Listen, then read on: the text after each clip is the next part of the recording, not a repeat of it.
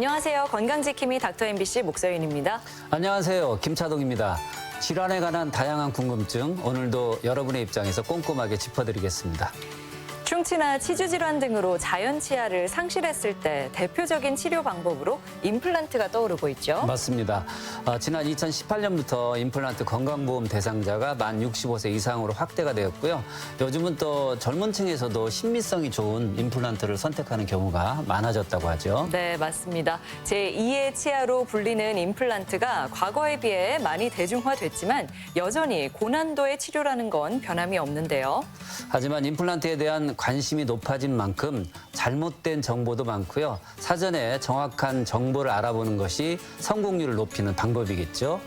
네, 그래서 오늘은 연세 유펜치과 곽기태 원장과 함께 임플란트에 대해 궁금한 점에 대해 자세히 알아보겠습니다.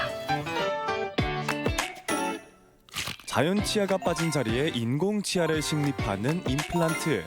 외형과 기능이 자연 치아와 거의 유사하기 때문에 최근 연령과 상관없이 가장 선호하는 치료 방법인데요.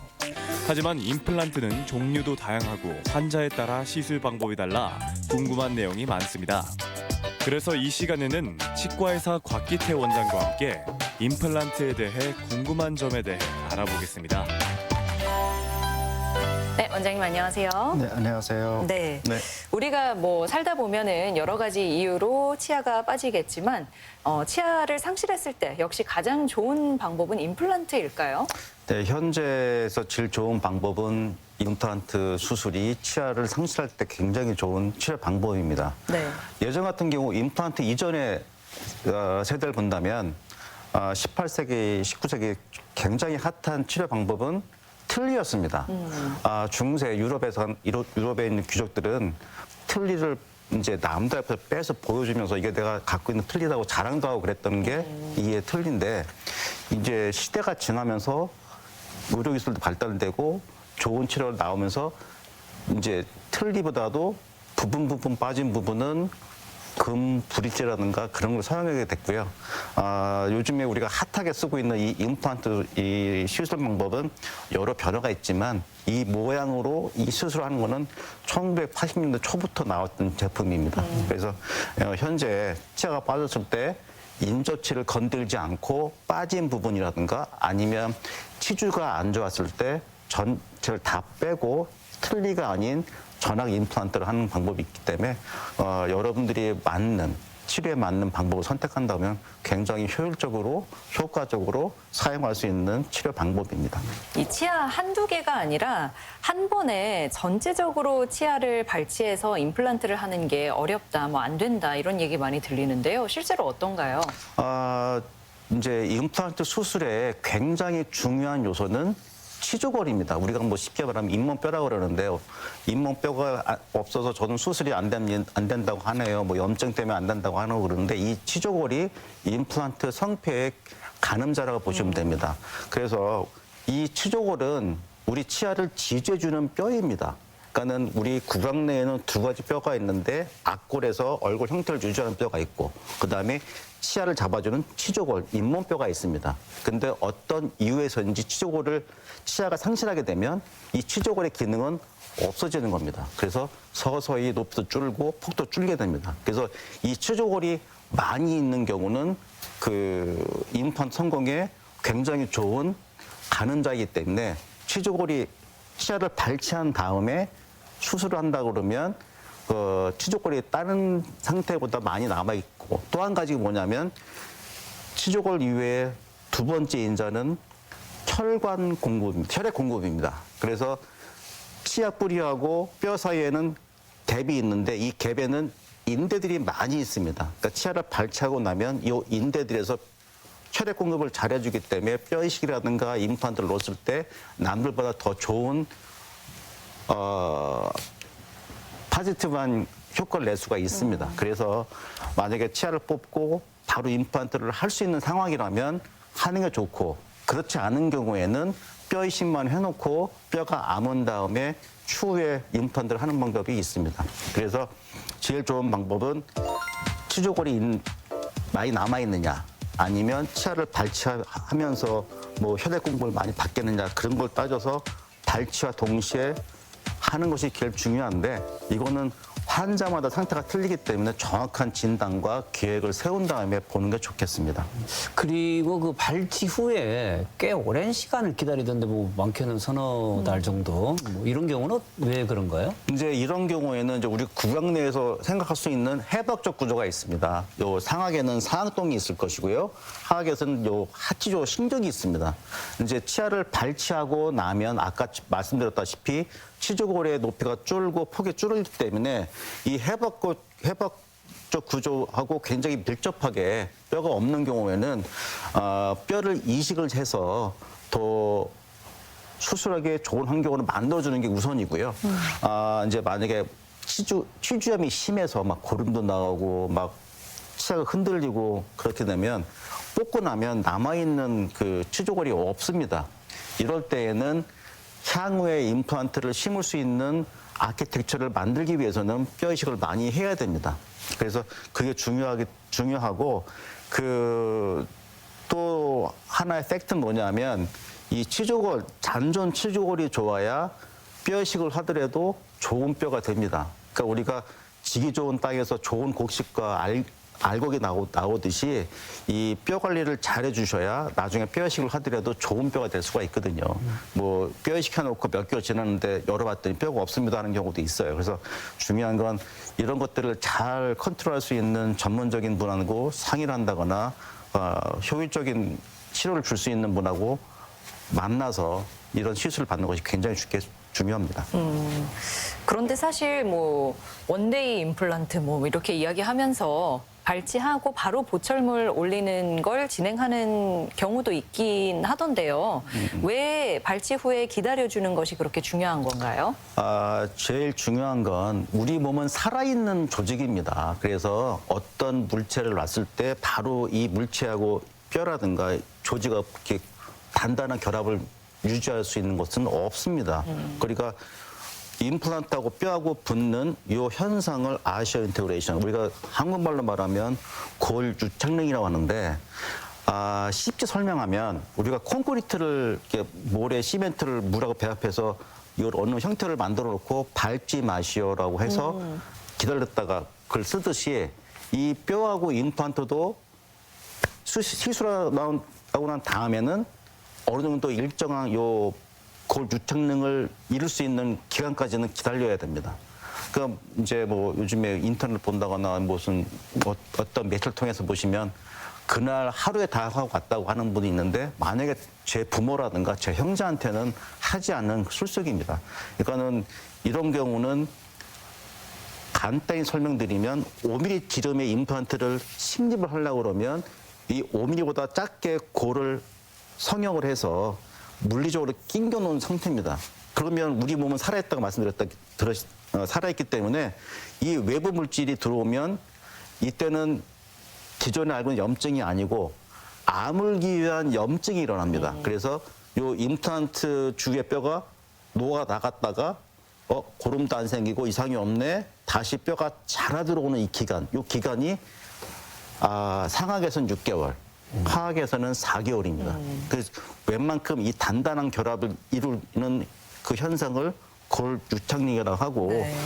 이제 이 물리학적인 상태에서 막 기능을 한다거나 그러면 뭐 한두 개 정도는 살아남을 수 있겠지만 살아남는다 하더라도 뼈의 높이라든가 두께는 기존에 우리가 기다리고 이제 기대하는 그런 형태는 아닐 것이고요.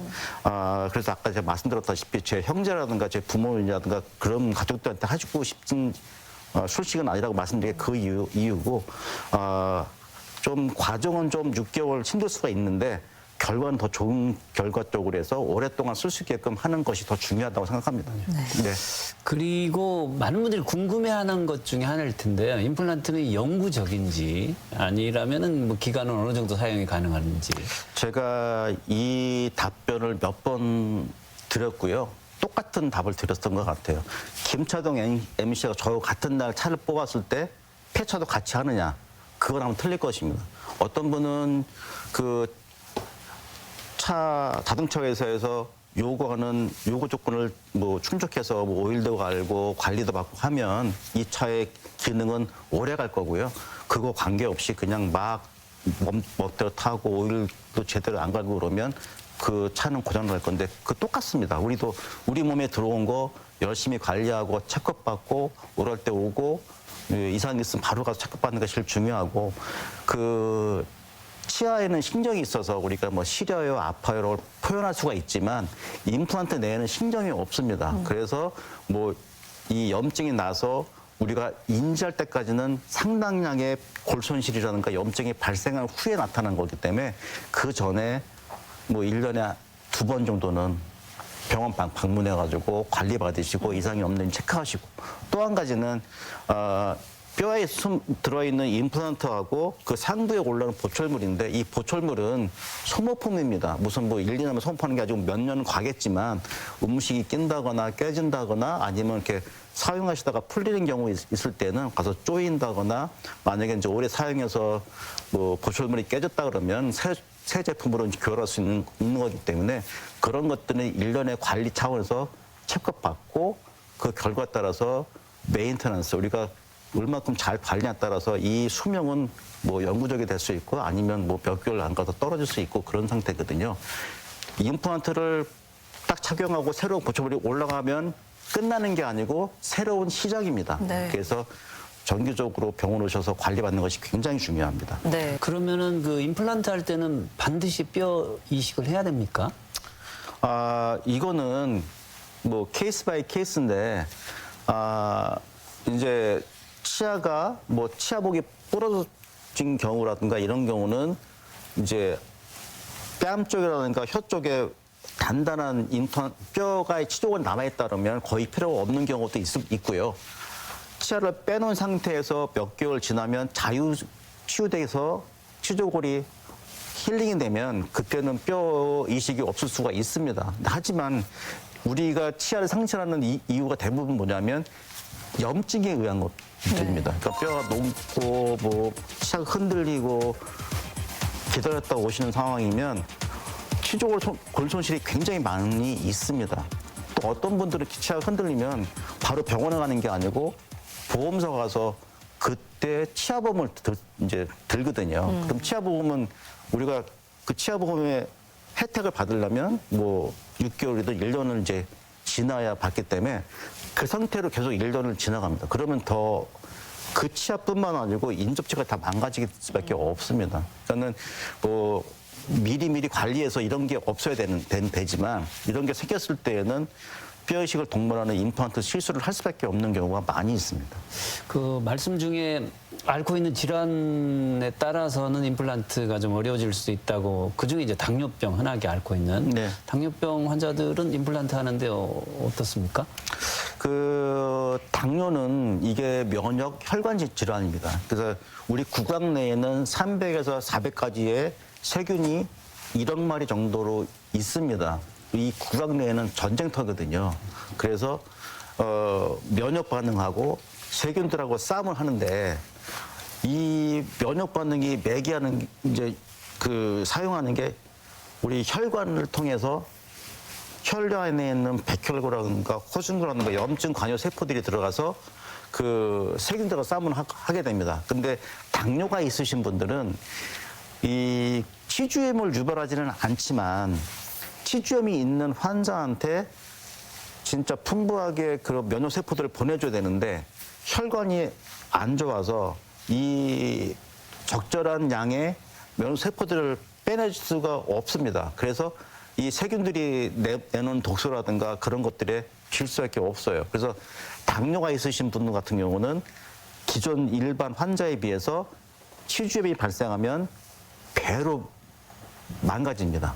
그래서 당뇨가 있으신 분들은 그 다니는 병원하고 이렇게 협진해서 그 당뇨 수치를 떨어뜨려서 정상이라고 똑같은 혈중 그 당 농도라면 뭐 일반인하고 똑같이 이제 시술을 받을 수가 있고 만약에 당이 좀 높다고 하시는 분들 같은 경우는 이제 기존에 있는 그 병원하고 협진해서 당이 떨어뜨린 다음에 이제 수술을 하게 됩니다. 네. 좀 더 신경 쓸 부분은 있고 해도 그래도 방법은 다 있는 것 같아요. 네. 뭐 개인 상태에 따라서 또 달라지겠지만은 임플란트의 치료 기간은 통상 어느 정도 되고 통증은 어떤 편인가요? 우리가 이제 일반 연조직은 이렇게 상처가 나면 2, 3일 뒤면은 좀 이렇게 통증도 없어지고 부기도 좀 이렇게 꾸덕꾸덕해지고 좋아지고 그러지만 뼈를 건드는 그런 이제 술식 같은 경우는 이 통증이 좀 오래 갑니다. 우리가 이제 다리가 부러진다거나 팔이 부러지면 기부스 하듯이 구강 내에서도 이제 무슨 그 임플란트 식립학에서 뭐 고를 이제 뼈를 다루는데 이런 경우는 조금 이렇게 그 연조직보다는 조금 오래 갈 수가 있고 또 하나는 염증 정도에 따라서 통증 유발 정도라든가 강도가 틀릴 수가 있습니다. 이제 이런 것들은 사전에 염증 컨트롤 한다거나 아니면 사전 투약이라든가 아니면 이제 수루 약을 통해서 이 통증 컨트롤할 수 있기 때문에 그렇게 겁을 내고 뭐 걱정하실 필요는 없습니다. 이제 문제는 이제 잇몸이 염증이 많다거나 그러면 그 염증 제거하고 그 염증을 컨트롤하기 위해서 혈액 공급이 많았던 부분이 있거든요. 이때는 이제 출혈이 많습니다. 그래서 수루에 우리가 꺼즈를 물려드리는데 이 요즘에는 휴대폰이 너무 발달해가지고 꺼즈 문 상태에서도 막 통화하시고 막 전화하시고 하게 되면 이 지혈이 안 됩니다. 근데 지혈이 안 되면 그 혈관 안에 있는 그 염증 매개 물질이 많이 나오게 되거든요. 그러면 붓기도 많이 붓고 통증이 많이 이제 유발됩니다. 이제 이것만 조심하시면 통증은 거의 이제 괜찮아질 거고 아까도 말씀드린 것처럼 상하게는 6개월이라든가 하하게는 4개월만 지나면 거의 뭐 한 달도 안 돼서 이런 통증들은 없고요. 정상적인 생활을 할 수 있을 겁니다. 네. 그 뭐 환자에 따라서 다 조금씩 차이는 있겠지만 임플란트 뭐 기본적으로 어떤 과정을 거치게 될까요? 그러면 이제 일련의 과정을 그냥 심플하게 말씀드릴게요. 치아를 발치된 상태에서 그냥 정상적으로 잇몸과 정상 그 뼈라면 이제 잇몸을 열고 뼈에다가 임플란트가 들어갈 방향이라든가 이제 길이의 드릴링을 통해서 골 성형을 합니다. 그리고 이제 그 맞게끔 그 깊이의 임플란트를 이제 식립을 하고 이제 뼈 이식이 이제 여기서 이제 뭐 이건 옵션인데 뼈 이식이 있는 게 뼈 이식 하지만 뼈 이식 안 한다면 그냥 잇몸 닫고 콩매고 나오는 게 이게 기본 이제 수술입니다. 근데 이제 이렇게 되면 발치라고 몇 개월이 기다려야 되고 또 아까처럼 콘크리트 양생 과정처럼 힐링 과정이 잇따르면 또 몇 개월 기다리게 되고 많게는 1년 정도 걸리게 됩니다. 그런데 발치와 동시에 임플란트를 하게 된다 그러면 뭐 4개월에서 6개월이면 요즘에는 이제 더 빨라질 수 있거든요. 그 더 빠른 치유를 유도하는 임플란트들이 많이 개발돼 있어서 더 빠른 치료를 할 수 있기 때문에 뽑고 난 다음에 바로 식립한다 그러면 뭐 6개월이면 끝날 수가 있습니다. 근데 요거는 이제 그 개인마다 틀리기 때문에 뭐 통상적으로 몇 개월 걸린다고 말하는 거는 조금 목표가 있고 환자마다 오셔서 진단받고 치료 계획서에 따르면 정확한 그 기간을 예측할 수 있습니다. 네. 그리고 이거 뭐 당연한 질문일 수도 있겠습니다만 그 지금 골 성장이 이루어지고 있는 어린 나이의 환자는 임플란트를 하는 게 어렵겠죠? 네, 요즘에 스마트폰이라든가 뭐 이렇게 미디어를 이렇게 발달돼서 침대에서 이제 누워서 이렇게 보면서 자는 분들이 있거든요. 뭐 먹어가면서. 근데 잠을 자는 동안은 침 분비가 안 됩니다. 그래서 만약에 뭐 먹으면서 그냥 잤다 그러면 구강 내에는 그 남아있는 뭐 단백질이라든가 뭐 당분이라든가 잔류가 돼 있는데 침은 안 나옵니다. 그래서 이것들 때문에 많이 썼거나 아니면 요즘에 뭐 킥보드라든가 타면서 이렇게 뻗어가지고 이렇게 오른 아이들이 있는데 이런 경우에는 바로 임플란트는 안 됩니다. 왜냐하면은 성장기에 있기 때문에 그 턱 성장이라든가 안면 성장이 있어서 만약에 임플란트를 식립한다면 그 임플란트 식립한 그 부분만 높이 성장이라든가 폭 성장이 안 일어납니다. 그래서 성장이 다 끝난 남자애 같은 경우는 고3 여성인 같은 고2 이후에 정확한 진단 통해서 임플란트 수술을 할 수가 있습니다. 그러니까 절대 성장이 있는 중에 있는 그 청소년이라든가 아동들한테는 임플란트 수술을 할 수가 없습니다. 그렇다면 이제 반대로 이 고령층 나이 드신 분들은 또 임플란트 할 때 많이 힘들어하시고 이 고령층이 임플란트를 할 때 좀 유의사항이 있을 것 같아요. 지금 나이 드신 분들의 최고 문제는 이제 전신질환 여부입니다. 근데 거의 한 90% 이상이 혈압약이라든가 당뇨약이라든가 아니면 뭐 무슨 질환 다 갖고 있거든요. 그런데 이런 경우 있어서 이제 오시면 사전 협의라든가 사전 협진을 통해서 그런 문제가 다 해결될 수 있으니 뭐 너무 걱정하지 마시고 제일 걱정하는 거는 이제 뭐 자녀들 돈 쓰는 거 걱정하시고 또 하나는 너무 아플 거라고 걱정하시거든요. 그래서 근데 해고 난 다음에 굉장히 조화들 하셔요. 그러니까는 그 기존에 있던 질환들은 협진 통해서 누락을 할 수가 있는 부분이 있기 때문에 걱정하셔도 되지만 또 그 위에 것들은 통증 같은 경우 때문에 못 하시고 나 무서워 하시는 분이 계신데 뭐 무턱 맞추기도 있고요. 아니면 뭐 사전 투약 통해서 아픈 거 줄인 다음에 들어갈 수 있는 거니까 그거는 이제 오셔서 상담하시면 많이 도움이 될 겁니다. 또 한 가지는 나는 자식들한테 부담 주기 싫어 틀리한다고 하시는 분이 계신데 이런 경우는 3, 4년 뒤에 꼭 다시 또 임플란트 가게 됩니다. 도저히 못 쓰겠다고 그러시면서. 그러니까는 처음에 이렇게 자녀분이 해준다 그러면 그냥 좋은 걸로 하시는 게 제일 좋은 방법입니다. 네. 네.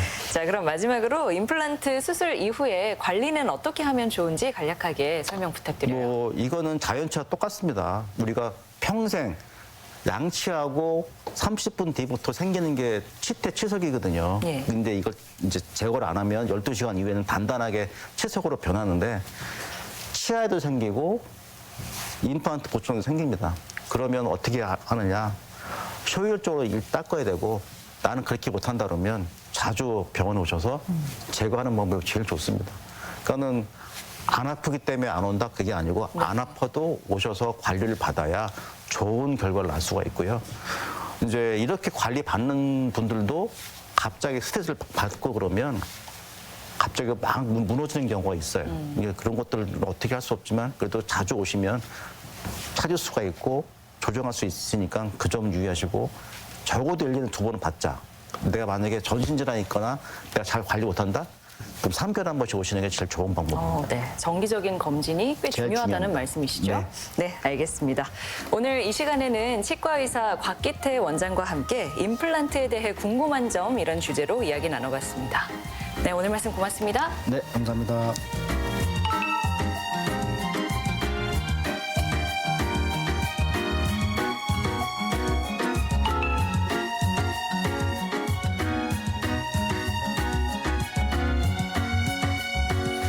요즘은 멍하니 앉아있는 일명 멍 때리기뿐 아니라 불멍이나 물멍 등 목적 없는 시간을 통해서 심리적인 안정을 찾는 현대인들이 많아졌습니다. 네, 그렇죠. 예전에는 그냥 멍 때리기가 게으른 행동으로 이렇게 부정적으로 비춰졌잖아요. 근데 이 멍 때리기 대회까지 있을 정도로 인기를 얻고 있습니다. 이게 뇌 건강에 아주 좋다고 하네요. 네, 그렇다고 합니다. 뭐든지 비워내야 새로운 것이 채워지는 것처럼 잠깐의 뇌 휴식은 기억력, 학습력, 창의력에도 도움이 된다고 해요. 그리고 뇌세포 노화를 막기 위해서 멍하니 있는 시간은 하루 총 15분을 넘기지 않는 것이 좋고요. 오히려 산책이 뇌 휴식에 더 좋다고 하니까 한번 실천해 보시기 바랍니다. 네, 그리고 이 밖에 건강과 관련해 궁금한 점 있으시면 전주 MBC 홈페이지에 질문 남겨주시기 바랍니다. 오늘 알아본 임플란트에 대한 궁금한 점 더 알고 싶거나 또 다른 질환에 대해서 궁금하신 점이 있다면 닥터 MBC가 여러분의 궁금증 시원하게 풀어드리겠습니다. 저희가 준비한 소식은 여기까지입니다. 다음 이 시간에 다시 찾아뵙겠습니다. 고맙습니다.